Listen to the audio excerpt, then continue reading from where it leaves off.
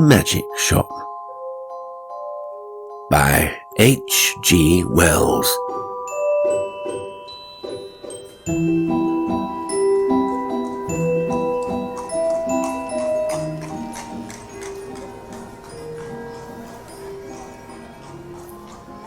I had seen the magic shop from afar several times. I had passed it once or twice. A shop window of alluring little objects. Magic balls, magic hens, wonderful cones, ventriloquist dolls, the material of the basket trick, packs of cards that looked all right, and all that sort of thing. But never had I thought of going in, until one day, almost without warning, Jip hauled me by my finger right up to the window, and so conducted himself that there was nothing for it but to take him in. I had not thought the place was there, to tell the truth. A modest-sized frontage in Regent Street, between the picture shop and the place where the chicks run about just out of patent incubators. But there it was, sure enough. I had fancied it was down nearer the circus, or round the corner in Oxford Street, or even in Holborn. Always over the way, and a little inaccessible it had been, with something of the mirage in its position. But here it was now, quite indisputably, and the fat end of Jip's pointing finger made a noise upon the glass. "If I was rich," said Jip, dabbing a finger at the disappearing egg, "I'd buy myself that, and that," which was the crying baby, very human, and that, which was a mystery, and called, so a neat card asserted, "Buy one and astonish your friends." "Anything," said Jip, "will disappear under one of those cones. I have read about it in a book. And there, Dada, is the vanishing halfpenny, only they've put it this way up so's we can't see how it's done."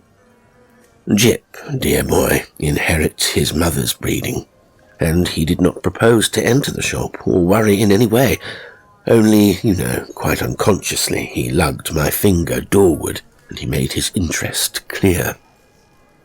"That," he said, and pointed to the magic bottle. "If you had that," I said, at which promising inquiry he looked up with a sudden radiance. "I could show it to Jessie," he said, thoughtful as ever of others. "It's less than 100 days to your birthday, Gibbles," I said, and laid my hand on the door handle. Jip made no answer, but his grip tightened on my finger, and so we came into the shop.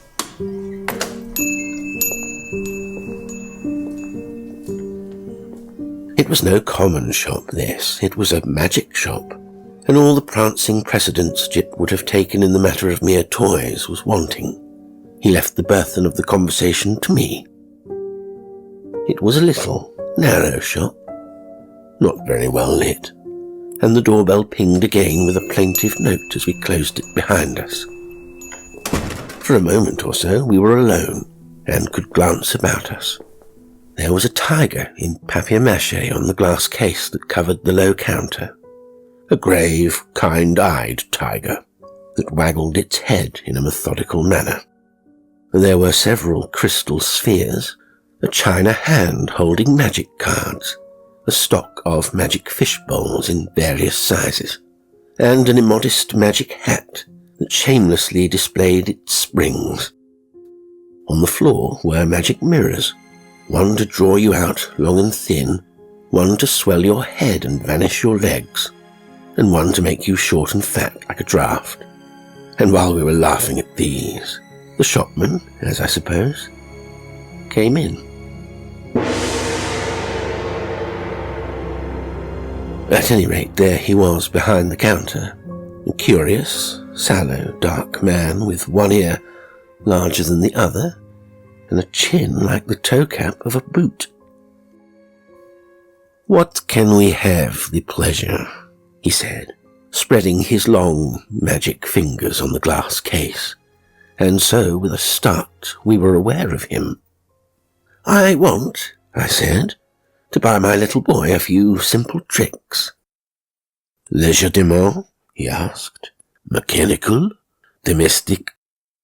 Anything amusing? Said I. Said the shopman, and scratched his head for a moment, as if thinking. Then, quite distinctly, he drew from his head a glass ball. Something in this way? He said, and held it out. The action was unexpected. I had seen the trick done at entertainments endless times before. It's part of the common stock of conjurers, but I had not expected it here. That's good, I said, with a laugh. Isn't it? Said the shopman. Jip stretched out his disengaged hand to take this object, and found merely a blank palm. It's in your pocket, said the shopman. There it was. How much will that be? I asked. We make no charge for glass balls, said the shopman politely. We get them. He picked one out of his elbow as he spoke. Free. He produced another from the back of his neck and laid it beside its predecessor on the counter. Jip regarded his glass ball sagely, then directed a look of inquiry at the two on the counter, and finally brought his round-eyed scrutiny to the shopman, who smiled. You may have those too, said the shopman, and if you don't mind, one from my mouth.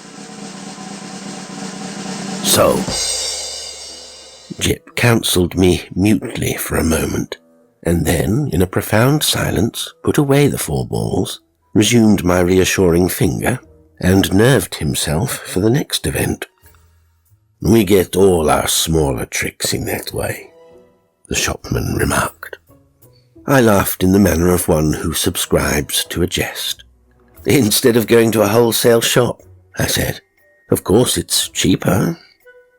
In a way, the shopman said, though we pay in the end, but not so heavily as people suppose. Our larger tricks and our daily provisions and all the other things we want, we get out of that hat. And, sir, if you'll excuse my saying it, there isn't a wholesale shop. Not for genuine magic goods, sir. I don't know if you noticed our inscription. The genuine magic shop. He drew a business card from his cheek and handed it to me. Genuine, he said, with his finger on the word, and added, There is absolutely no deception, sir. He seemed to be carrying out the joke pretty thoroughly, I thought. He turned to Jip with a smile of remarkable affability. You know, are the right sort of boy. I was surprised at his knowing that, because, in the interests of discipline, we keep it rather a secret, even at home, but Jip received it in unflinching silence, keeping a steadfast eye on him. It's only the right sort of boy gets through that doorway. And, as if by way of illustration, there came a rattling at the door, and a squeaking little voice could be faintly heard. I want to go in there, Dada. I want to go in there. And then the accents of a downtrodden parent, urging consolations and propitiations. It's locked, Edward, he said. But it isn't, said I. It is, sir, said the shopman. Always for that sort of child. And as he spoke, we had a glimpse of the other youngster, a little white face, pallid from sweet-eating and over-sapid food, and distorted by evil passions, a ruthless little egotist, pouring at the enchanted pain. It's no good, sir, said the shopman, as I moved with my natural helpfulness doorward, and presently the spoilt child was carried off, howling. "How do you manage that?" I said, breathing a little more freely. "Magic," said the shopman, with a careless wave of the hand, and behold, sparks of coloured fire flew out of his fingers and vanished into the shadows of the shop. "You were saying," he said, addressing himself to Jip, "before you came in, that you would like one of our Buy One and Astonish Your Friends boxes." Jip, after a gallant effort, said, "Yes." "It's in your pocket." And leaning over the counter, he really had an extraordinarily long body. This amazing person produced the article in the customary conjurer's manner. "Paper," he said, and took a sheet out of the empty hat with the springs. "String." And behold, his mouth was a string box, from which he drew an unending thread, which, when he had tied his parcel, he bit off, and, it seemed to me, swallowed the ball of string. And then he lit a candle at the nose of one of the ventriloquist's dummies, stuck one of his fingers, which had become sealing wax red, into the flame, and so sealed the parcel. "Then there was the disappearing egg," he remarked, and produced one from within my coat breast, and packed it, and also a crying baby, very human. I handed each parcel to Jip as it was ready, and he clasped them to his chest. He said very little, but his eyes were eloquent.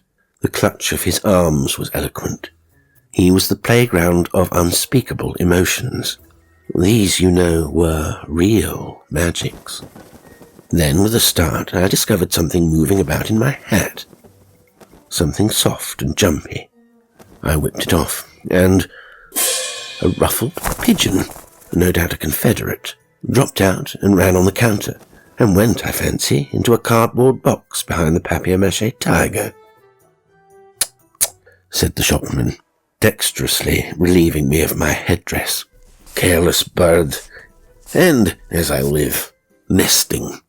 He shook my hat, and shook out into his extended hand 2 or 3 eggs, a large marble, a watch, about half a dozen of the inevitable glass balls, and then crumpled, crinkled paper, more and more and more, talking all the time of the way in which people neglect to brush their hats inside as well as out.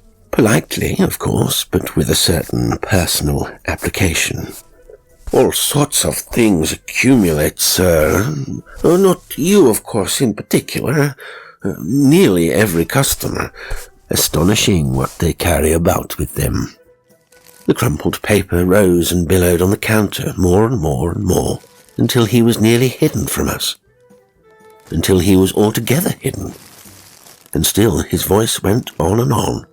"We none of us know what the fair semblance of a human being may conceal, sir.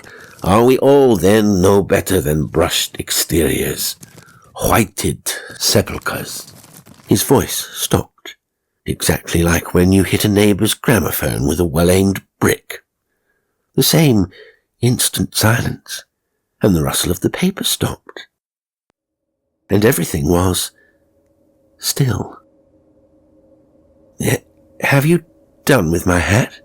I said, after an interval. There was no answer. I stared at Jip, and Jip stared at me, and there were our distortions in the magic mirrors, looking very rum and grave and quiet. "I think we'll go now," I said. "Will you tell me how much all this comes to?" I say," I said, on a rather louder note. "I want the bill, and my hat, please." It might have been a sniff from behind the paper pile. "Let's look behind the counter, Jip," I said. "He's making fun of us." I led Jip round the head-wagging tiger, and what do you think was there behind the counter? No one at all. Only my hat on the floor, and a common conjurer's lop-eared white rabbit lost in meditation, and looking as stupid and crumpled as only a conjurer's rabbit can do. I resumed my hat, and the rabbit lolloped a lollop or so out of my way. "Dada," said Jip, in a guilty whisper. "What is it, Jip?" said I. "I do like this shop, Dada." "So should I said to myself, if the counter wouldn't suddenly extend itself to shut one off from the door. But I didn't call Jip's attention to that. "Pussy," he said, with a hand out to the rabbit as it came lolloping past us. "Pussy, do Jip a magic." And his eyes followed it as it squeezed through a door I had certainly not remarked a moment before. Then this door opened wider, and the man with one ear larger than the other appeared again. He was smiling still, but his eye met mine with something between amusement and defiance. "You'd like to see our showroom, sir?" he said, with an innocent suavity. Jip tugged my finger forward. I glanced at the counter and met the shopman's eye again. I was beginning to think the magic just a little too genuine. "We haven't very much time," I said, but somehow we were inside the showroom before I could finish that. "All goods of the same quality," said the shopman, rubbing his flexible hands together. "And that is the best. Nothing in the place that isn't genuine magic and warranted thoroughly rum." "Excuse me, sir." I felt him pull at something that clung to my coat sleeve, and then I saw he held a little wriggling red demon by the tail. The little creature bit and fought and tried to get at his hand, and in a moment he tossed it carelessly behind a counter. No doubt the thing was only an image of twisted India rubber, but for the moment... And his gesture was exactly that of a man who handles some petty biting bit of vermin. I glanced at Jip, but Jip was looking at a magic rocking horse. I was glad he hadn't seen the thing. "I say," I said in an undertone, and indicating Jip and the red demon with my eyes, "you haven't many things like that about, have you?" "None of ours. Probably brought it with you," said the shopman, also in an undertone, and with a more dazzling smile than ever. "Astonishing what people will carry about with them unawares." And then to Jip, "Do you see anything you fancy here?" Oh, there were many things that Jip fancied there. He turned to this astonishing tradesman with mingled confidence and respect. "Is that a magic sword?" he said. "A magic toy sword. It neither bends, breaks, nor cuts the fingers. It renders the bearer invincible in battle against anyone under 18, half a crown to 7 and 6 according to size. These panoplies on cards are for juvenile knights errant and very useful. Shield of safety, sandals of swiftness, helmet of invisibility." "Oh, Daddy," gasped Jip. I tried to find out what they cost, but the shopman did not heed me. He had got Jip now. He had got him away from my finger. He had embarked upon the exposition of all his confounded stock, and nothing was going to stop him. Presently I saw with a qualm of distrust, and something very like jealousy, that Jip had hold of this person's finger as usually he has hold of mine. No doubt the fellow was interesting, I thought, and had an interestingly faked lot of stuff. Really good faked stuff. Still, I wandered after them, saying very little, but keeping an eye on this prestidigital fellow. After all, Jip was enjoying it, and no doubt when the time came to go, we should be able to go quite easily. It was a long, rambling place, that showroom, a gallery broken up by stands and stalls and pillars, with archways leading off to other departments, in which the queerest-looking assistants loafed and stared at one, and with perplexing mirrors and curtains. So perplexing indeed were these that I was presently unable to make out the door by which we had come. The shopman showed Jip magic trains that ran without steam or clockwork, just as you set the signals, and then some very, very valuable boxes of soldiers that all came alive directly you took off the lid and said, I myself haven't a very quick ear, and it was a tongue-twisting sound, but Jip, he has his mother's ear, got it in no time. Bravo, said the shopman, putting the men back into the box unceremoniously and handing it to Jip. Now, said the shopman, and in a moment Jip had made them all alive again. You'll take that box? Asked the shopman. We'll take that box, said I, unless you charge its full value, in which case it would need a trust magnet. Oh, dear heart, no. And the shopman swept the little men back again, shut the lid, waved the box in the air, and there it was in brown paper, tied up, and with Jip's full name and address on the paper. The shopman laughed at my amazement. "Ah, this is the genuine magic," he said. "This, the real thing." "It's a little too genuine for my taste," I said again. After that he fell to showing Jip tricks. Odd tricks, and still odder the way they were done. He explained them, he turned them inside out, and there was the dear little chap nodding his busy bit of a head in the sagest manner. I did not attend as well as I might. "Hey, presto," said the magic shopman, and then would come the clear, small, "Hey, presto," of the boy. But I was distracted by other things. It was being borne in upon me just how tremendously rum this place was. It was, so to speak, inundated by a sense of rumness. There was something a little rum about the fixtures even, about the ceiling, about the floor, about the casually distributed chairs. I had a queer feeling that whenever I wasn't looking at them straight, they went askew and moved about, and played a noiseless puss-in-the-corner behind my back. And the cornice had a serpentine design with masks altogether too expressive for proper plaster. Then, abruptly, my attention was caught by one of the odd-looking assistants. He was some way off, and evidently unaware of my presence. I saw a sort of three-quarter length of him over a pile of toys, and through an arch, and you know, he was leaning against a pillar in an idle sort of way, doing the most horrid things with his features. The particular horrid thing he did was with his nose. He did it just as though he was idle and wanted to amuse himself. And first of all, it was a short, blobby nose.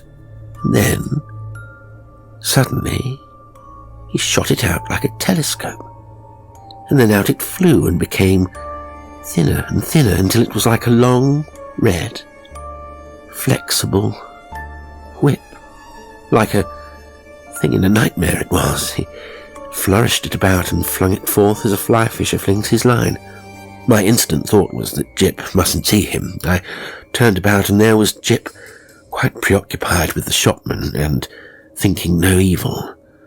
They were whispering together and looking at me. Jip was standing on a little stool, and the shopman was holding a sort of big drum in his hand. "Hide and seek, Dada!" cried Jip. "You're he!"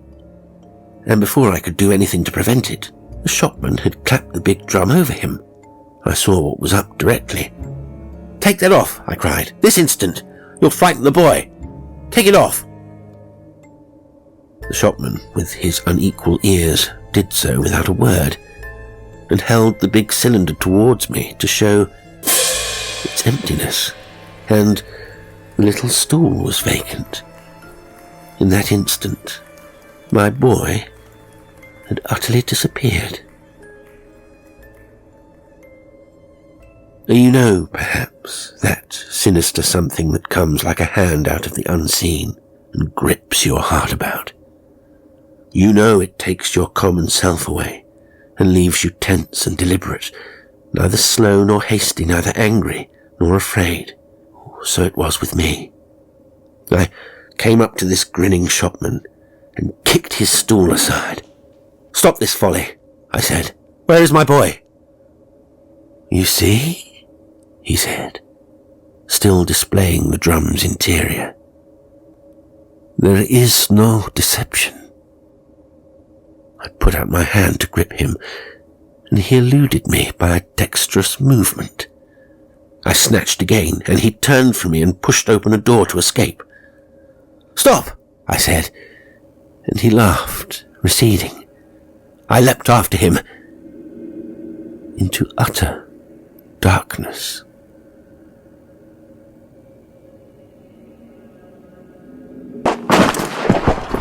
Lord bless me heart, I didn't see you coming, sir. I was in Regent Street, and I had collided with a decent-looking working man, and a yard away, perhaps, and looking a little perplexed with himself, was Jip.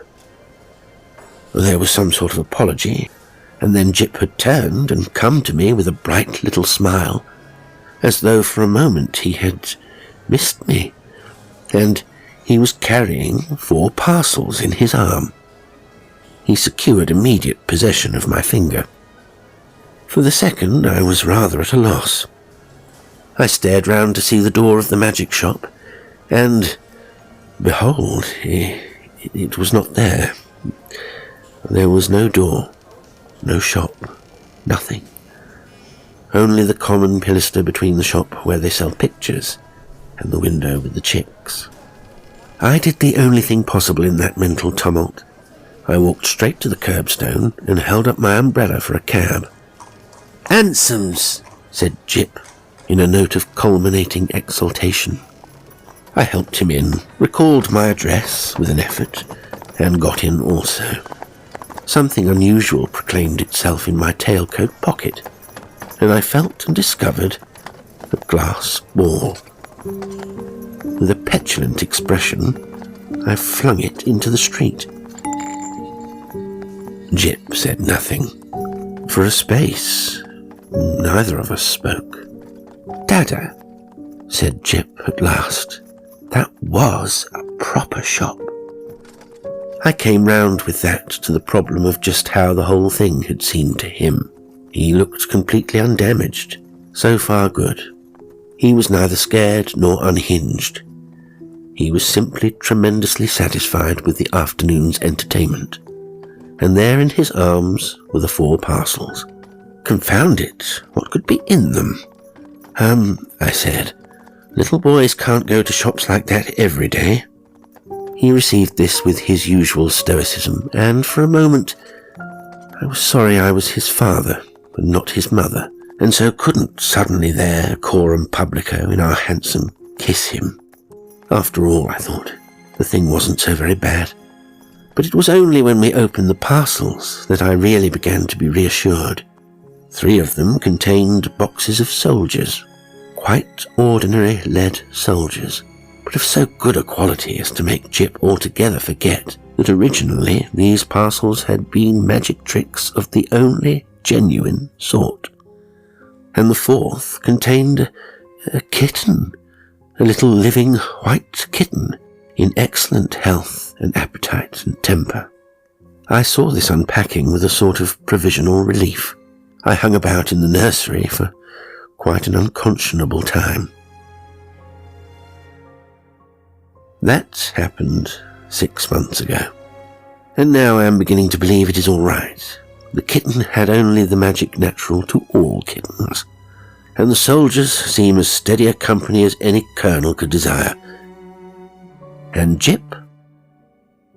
The intelligent parent will understand that I have to go cautiously with Jip. But I went so far as this one day. I said, "How would you like your soldiers to come alive, Jip? And march about by themselves?" "Mine do," said Jip. "I just have to say a word, I know, before I open the lid." And then they march about alone? Oh, quite, Dada. I shouldn't like them if they didn't do that. I displayed no unbecoming surprise, and since then I have taken occasion to drop in upon him once or twice, unannounced, when the soldiers were about. But so far I have never discovered them performing in anything like a magical manner. It's so difficult to tell. There's also a question of finance. I have an incurable habit of paying bills.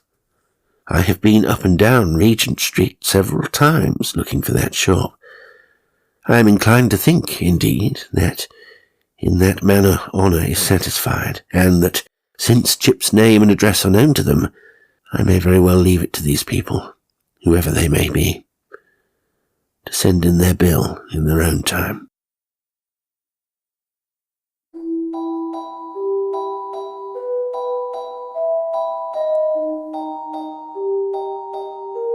Today's story was The Magic Shop by H.G. Wells.